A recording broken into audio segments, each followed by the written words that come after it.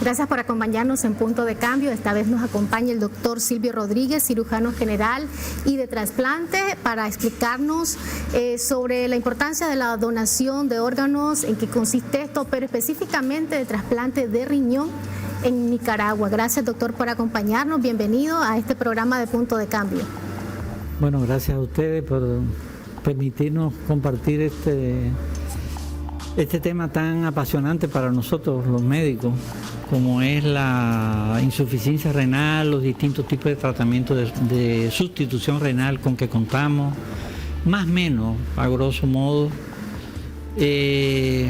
Podemos decirle que internacionalmente se había notado hacía más de 30 años un incremento notable de las enfermedades renales crónicas sin tener una explicación, sin tener y quizás sin tenerla hoy por hoy, una explicación del porqué de este fenómeno.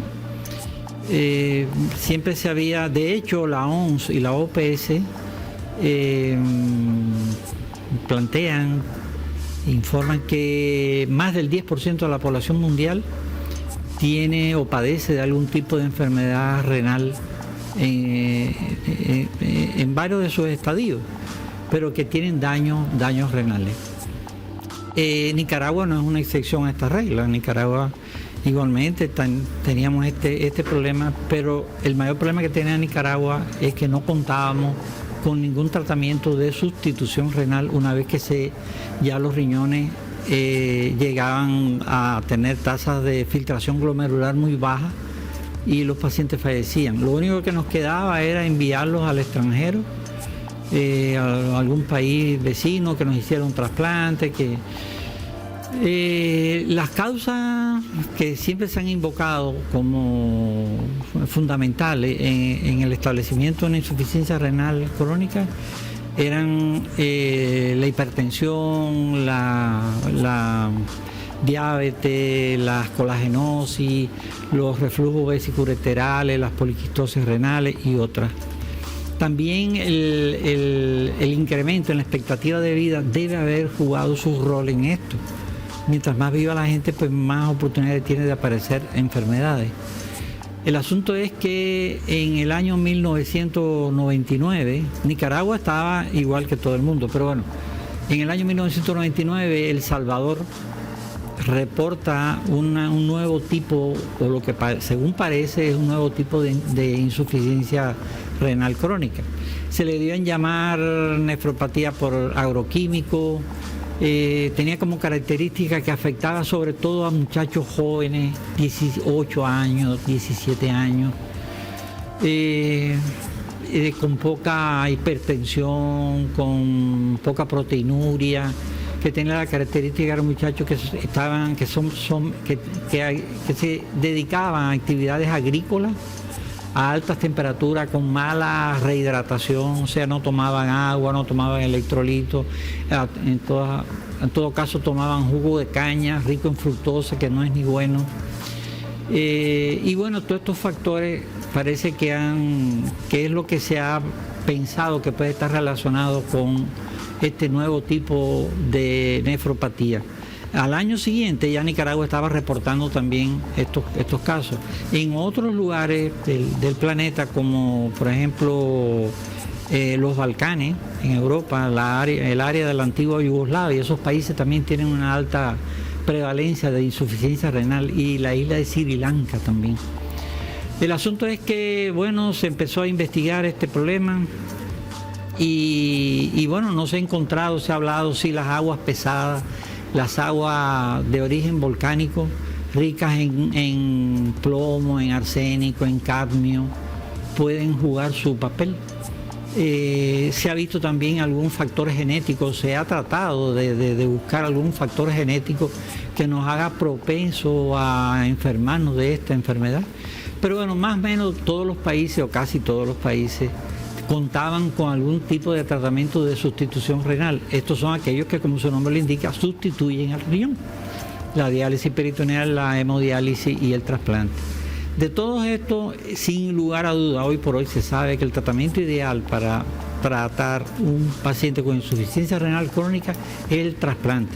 tanto desde el punto de vista de menor morbilidad, menor mortalidad, mejor calidad de vida, se reinsertan a la sociedad, hacen una vida normal. Esos pacientes cuando se trasplantan, yo siempre digo, florecen, compadre. Es como si una plantita tú la tienes ahí que está toda y le echas agua y agua y agua y florece. Entonces, bueno, nosotros comenzamos a hacer los primeros trasplantes. Lo primero que en el año 1996, se empezaron a hacer en diciembre las primeras gestiones para implementar un programa de trasplante en el país. Realmente se nos hizo bastante difícil. Llegó un grupo de nefrólogos nuevos, muy bien preparados, a los cuales pues, siempre he admirado y respetado. Y conformamos un grupo que se llamó Grupo Pro Trasplante Renal de Nicaragua. Obtuvimos la acreditación por parte de la Sociedad Centroamericana y del Caribe de trasplante renal. Se seleccionaron unos pacientes.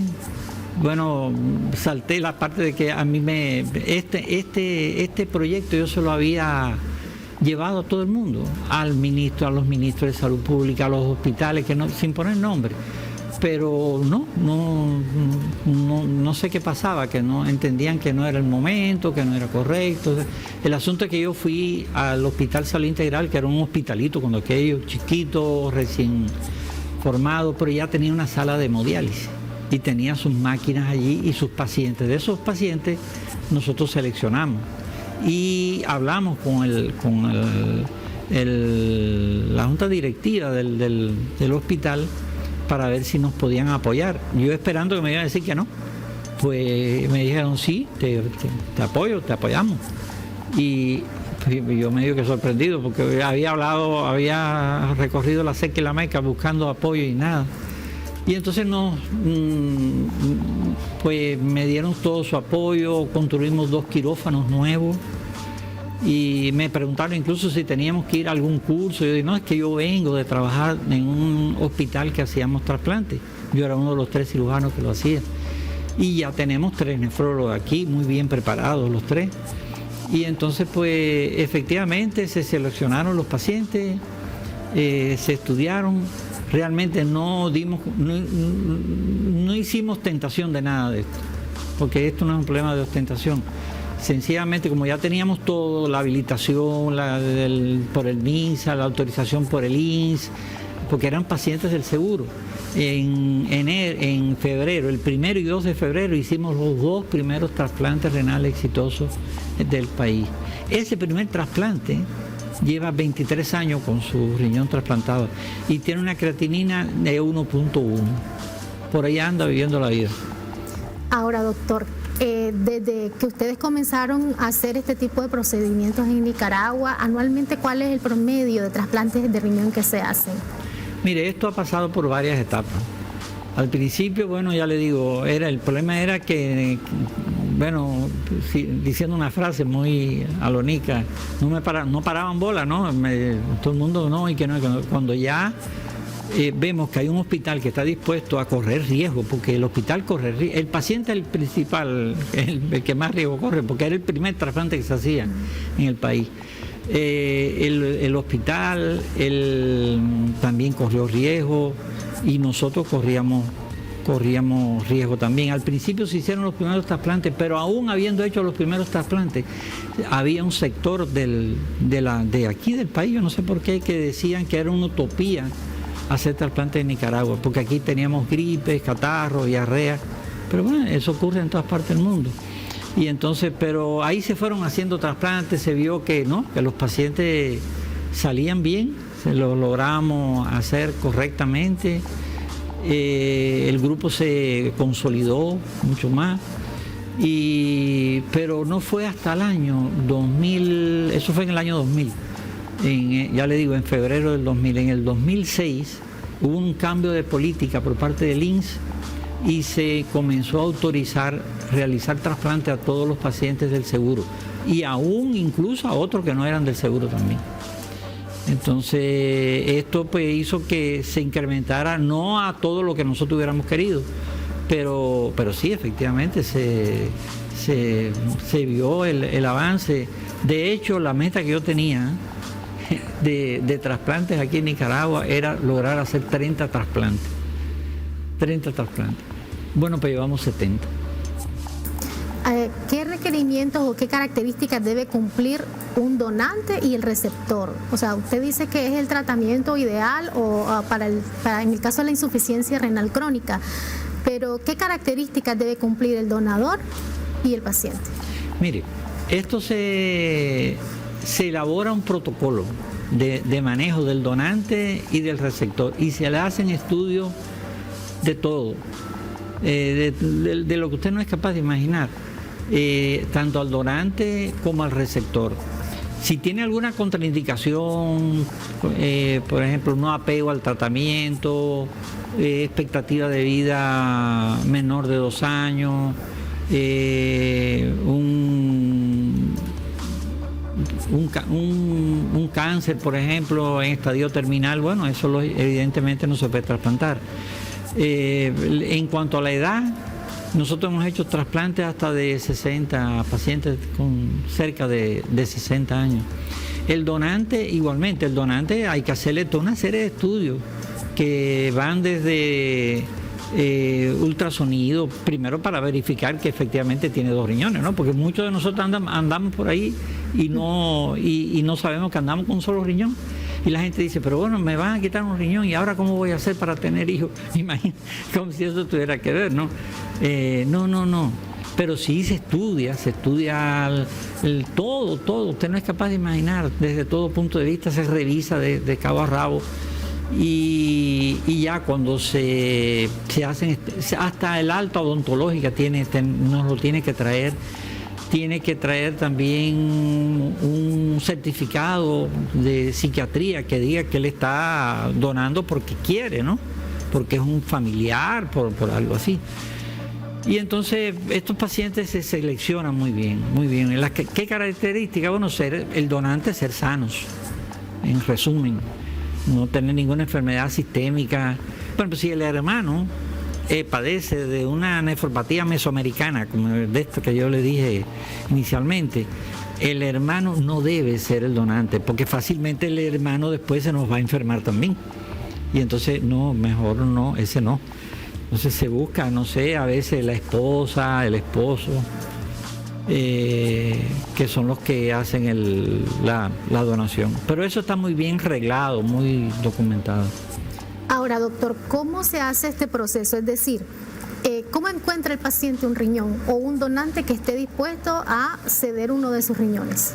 Mire, lo ideal sería que se hicieran donantes, que existiera la donación de órganos de donante vivo y la donación de órganos de donante cadavérico o en muerte cerebral, que es como se debe decir ahora. Esto se está implementando. Ya Nicaragua cuenta con una ley para que regula esto y se han hecho algunos de estos. Nuestro grupo no tiene conocimiento, no sabemos de esto nada. Yo le puedo hablar, sí considero que hay que explotarlo todo. Si somos el país con la mayor tasa de mortalidad por enfermedades renales crónicas del mundo. Y la gente me dice, sí, pero ¿dónde aparece eso? No, muy fácil, búscalo en internet. Ahí está. Y más atrás viene El Salvador, que son los países con mayor tasa de mortalidad por enfermedades renales crónicas, según la OMS y la OPS. Entonces, no podemos sentirnos tranquilos viendo que la demanda de órganos para trasplantar está muy por encima de la oferta. ¿Cómo hace la gente? Bueno, pues hablan con su familia. Yo siempre le digo, mira, traigan el familiar suyo a una de las consultas, tanto de los nefrólogos como de los cirujanos, cualquiera, para explicarle en qué consiste el trasplante. Claro que yo no puedo decirle que eso es quitar un apéndice, por ejemplo, que es algo sencillo. No, es mucho más complejo. Pero bueno, para eso es como el piloto. Si el piloto coge miedo a pilotear un avión, entonces mira, métete al ferroviario que vas por o chofer. Entonces, en esto nosotros nos preparamos, nuestros profesores nos preparamos. Todo lo que yo sé se lo debo a mis maestros, que fueron los que me enseñaron lo que hoy sé. Permítame hacer una pausa, doctor. Al regresar vamos a continuar conversando con usted sobre este importante tema y sobre todo qué pasa luego del trasplante, qué cuidados debe tener el paciente y también la persona que donó. Ya volvemos.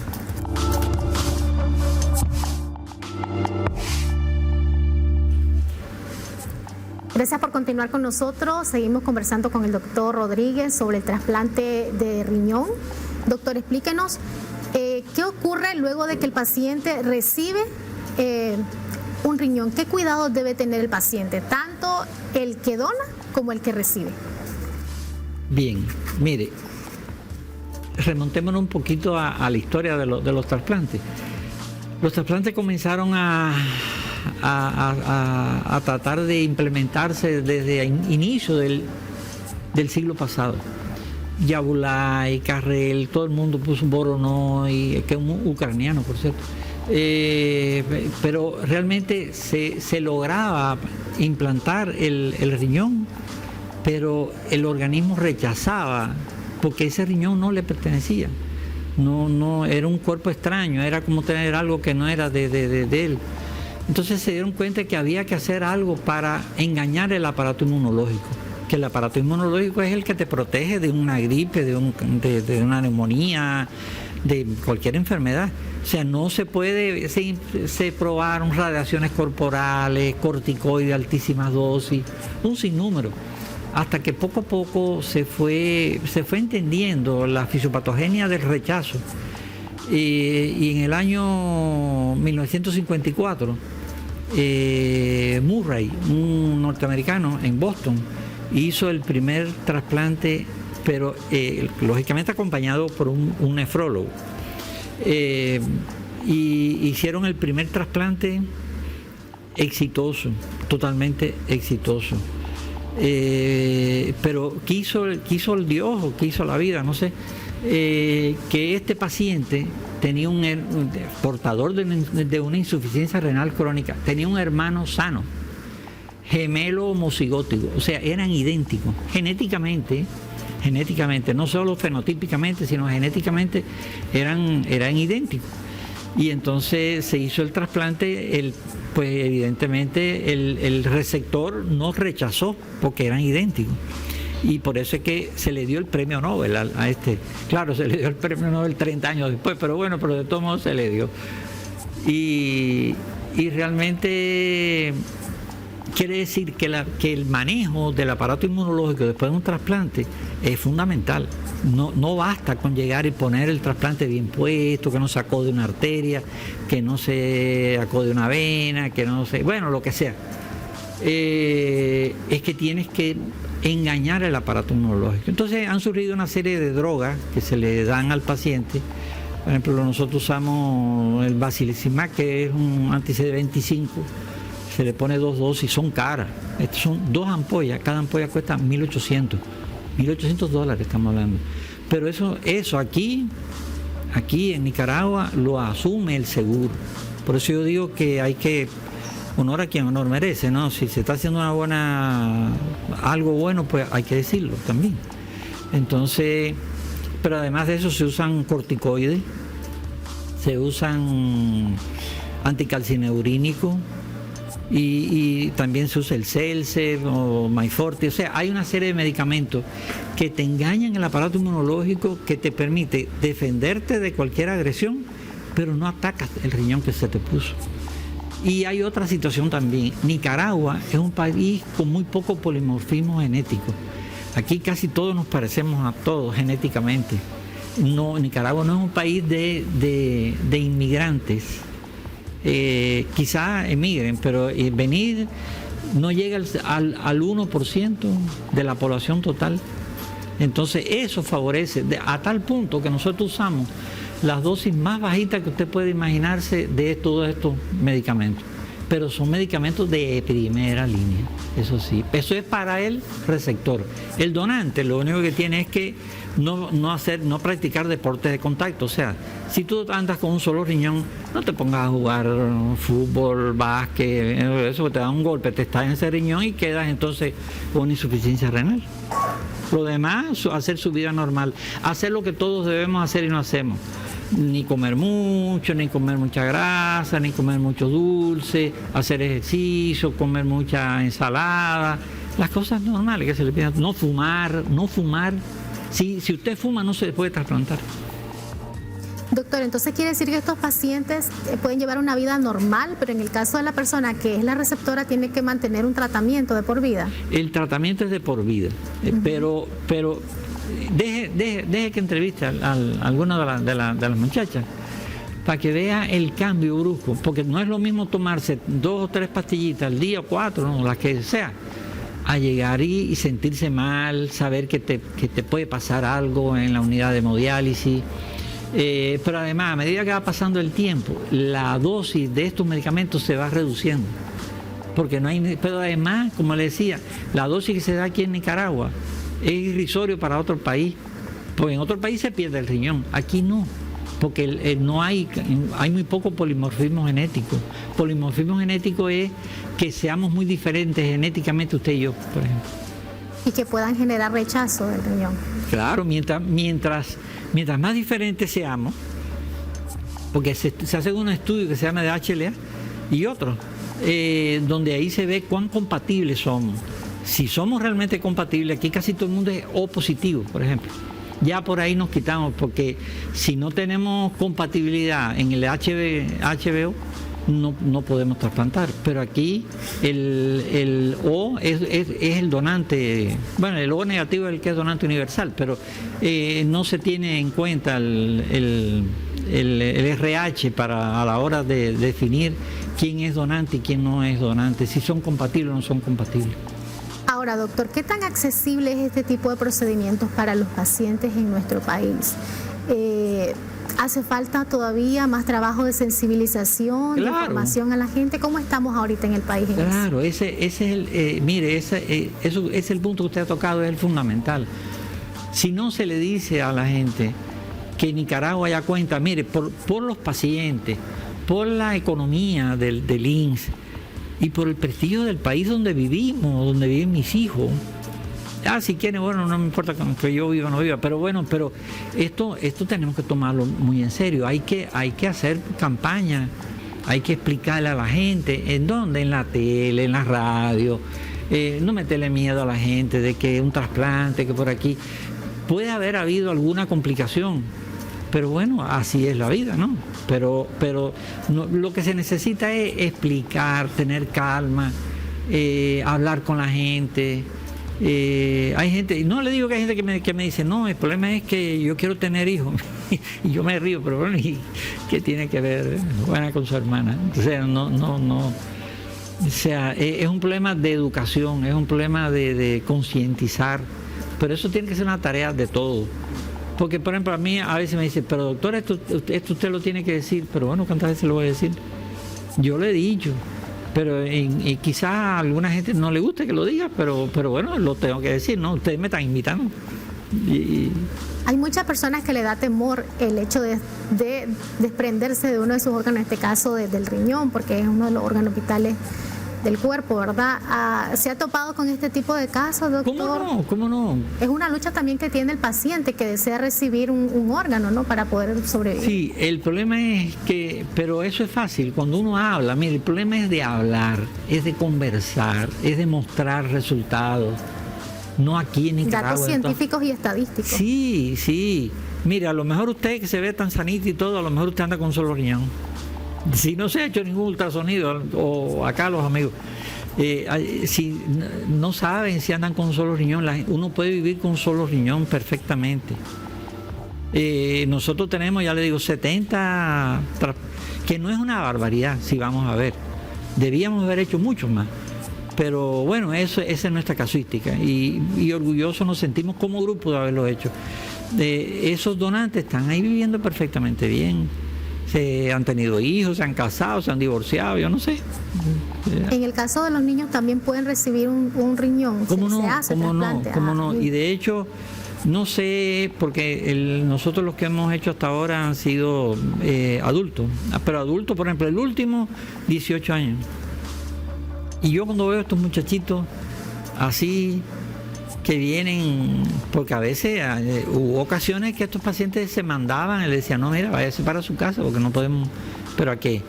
No, usted tiene que entender que usted va a fallecer. No es fácil que le digan a uno eso. Claro. Y entonces los muchachos llorando. Entonces cuando tú veías eso, te tocaban la fibra. Y decía que tenemos que luchar por conseguir el trasplante. Entonces se hablaba con la familia, se hablaba aquí, se hablaba allá. Y por ahí andan. Hay muchachos que estaban terminando la secundaria, hoy todos unos ingenierazos. Y eso a mí me enorgullece. A todos nos enorgullece. Ahora, doctor, ustedes como médicos prescriben un tratamiento de por vida luego de la cirugía, las recomendaciones y los cuidados que debe tener el paciente, pero ¿qué ocurre cuando un paciente que recibió trasplante descuida esas indicaciones? ¿Que corre el riesgo de sufrir nuevamente insuficiencia renal crónica? Claro que sí, tenemos pacientes. Mire, todos estos pacientes terminan siendo amigos de uno. Y uno les toma afecto, pero afecto de verdad. Y ha habido algunos que se descuidaban, se tomaban, bebían, no sé si fumaban, no sé las cosas que hacían, tenían accidentes, porque se volvían, no sé. Pero y si tú descuidas, pues lógicamente que pierdes el riñón. Si tú no tomas los medicamentos, me está viniendo el nombre, lo que pasa es que, pues, por prudencia no digo nombre, pero que perdió el riñón porque se le acabó la terapia inmunosupresora, las pastillas, y yo, pero ¿y por qué no llamaste? No sé, viniste acá al hospital, hiciste, porque uno tiene que defenderse también. Entonces, si tú no te cuidas, si te pones gordo, te pones hipertenso, eres diabético y no te controlas la diabetes, pues así no llegamos a ningún lado. Al cabo de los años pierden el riñón. Mire, José, ese sí lo voy a decir el nombre. José Urrutia tiene 23 años y lo es que parece un chavalo. Y 23 años de trasplantado, digo yo.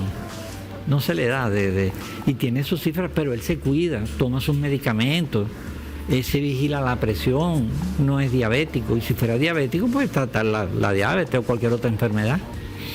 ¿Qué recomendaciones daría, por último, doctora, a todas esas personas que nos están escuchando y viendo a través de Punto de Cambio, sobre todo por los estilos de vida que se llevan hoy en día? Mucha gente consume mucha comida chatarra, muchas bebidas azucaradas, usted mismo también lo mencionaba, comidas altas en grasa. ¿Cómo podemos mejorar nuestro estilo de vida y prevenir que seamos futuros pacientes con problemas renales severos? Pues sí, es lo que uno le recomienda a todos los pacientes, para todos. Pero uno no puede estar obeso, uno se tiene que hidratar al día. No puedes estar abusando de AINES, que son los antiinflamatorios no esteroideos, como el diclofenac. ¿Cuántos diclofenac se tomarán aquí? El ibuprofeno. Todos estos son medicamentos que dañan el riñón. He visto mandar o tomar o inyectarse gentamicina para una amigdalitis en un niño. ¿Pero cómo gentamicina? La gentamicina, los aminoglucósidos son nefrotóxicos. Y se usan, pero se usan en última instancia, no para una simple amigdalitis. Cuidarse, hacer ejercicio, practicar algún ejercicio, ya le digo, comer sano, chequearse con cierta periodicidad. No es que ahora vamos a coger paranoia con esto de que cada 6 meses, pero sí cuidarse, hay que cuidarse. Alimentarse correctamente, hacer una vida sana. Con eso, no fumar. Yo cuando veo a alguien fumando, yo digo, bueno, pero ¿y este tipo, de dónde sale este tipo? No sabe que fumar mata. Yo no tengo nada en contra de las compañías tabacaleras, pero fumar mata. Y la gente fuma, a pesar de que saben que eso provoca o contribuye a la aparición de tumores en el páncreas, en la lengua, en el esófago, aquí, allá, infartos, y fuman. Entonces, todas esas cosas que nos recomiendan que no hagamos y hacemos, pues eso es lo que hay que hacer. rápidamente, doctor, ¿cuáles serían las principales señales de alarma a las que debe estar pendiente una persona y decir, necesito ir al médico urgentemente a revisarme mis riñones? Mire, el problema está en que la insuficiencia renal es una enfermedad que en sus primeros estadios cursa de forma totalmente silente. Usted no se da cuenta. Usted lo que priman son los síntomas de la enfermedad que originalmente contribuyó a que usted desarrollara esa enfermedad. Si uno está, pero si eres diabético, si eres hipertenso, bueno, pues tienes que, ya sabe que la hipertensión daña los riñones, que la diabetes daña los riñones. Si tiene un reflujo que se ve mucho en los niños recién nacidos, hay que tratar eso rápido. Las pielonefritis, la sepsis urinaria, repetición. No hay un claro, ya con el pasar del tiempo, si uno se empieza a sentirse pues con astenia, decaimiento, anemia, hay una serie pero ya cuando eso lo vienes a sentir, tienes la insuficiencia renal, casi siempre se detecta durante un chequeo. Bueno, doctor, muchísimas gracias por habernos orientado. Quisiéramos tener mucho más tiempo para seguir conversando con usted. Le agradecemos por orientarnos en este importante tema y esperamos incidir en la población a través del conocimiento que usted nos compartió para que la gente se sensibilice en este tema y cada vez pues la gente esté más interesada en buscar más información y puedan animarse a ser donantes para un paciente que necesita o requiere un trasplante de riñón en nuestro país. Gracias, doctor, por habernos acompañado. Al volver de la pausa tendremos el testimonio de dos personas, una donante y una receptora de riñón. Ya volvemos.